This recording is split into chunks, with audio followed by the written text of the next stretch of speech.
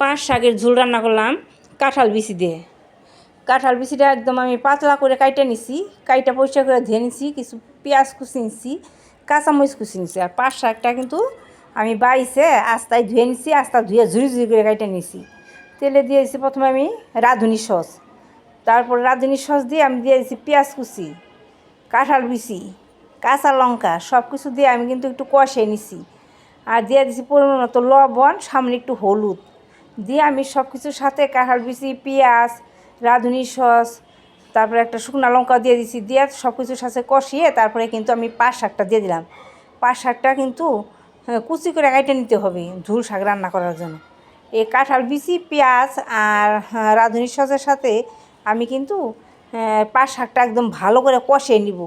ভালো করে কষিয়ে তারপরে কিন্তু আমি দিয়ে দেবো পরিমাণ মতো জল।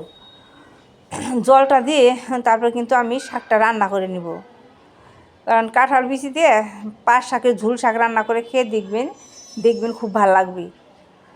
এই গরম ভাতের সাথে পাঁচ শাকের ঝোল আর গরম ভাত হলে দেখবেন ভাত খাওয়া হয়ে যাবে গা, আর কিছুই লাগবে না, পাঁচ শাকের ঝোল দিয়ে ভাত খাওয়া হয়ে যাবে।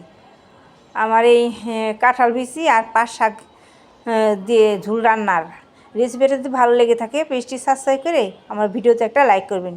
আর পাঁচ শাকের ঝোলটা কিন্তু এরকমই রাখতে হবে, এর থেকে বেশি ঝোল রাখলে কিন্তু ভালো লাগবে না। আর দেখুন বিচিগুলো, কাঁঠাল বিচিগুলো খুব সুন্দর সিদ্ধ হয়ে গেছে।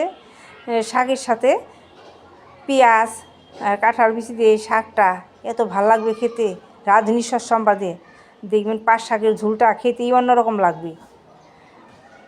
খেতেও যত ভালো লাগবে দেখতেও ততটাই ভালো লাগবে পাঁচ শাকের ঝোলটা। এইভাবে রান্না করে খেয়ে দেখবেন পাঁচ শাকের ঝোল গরম ভাত দিয়ে দেখবেন কত ভালো লাগবে, পাঁচ শাকের ঝোল দিয়ে গরম ভাতের সাথে।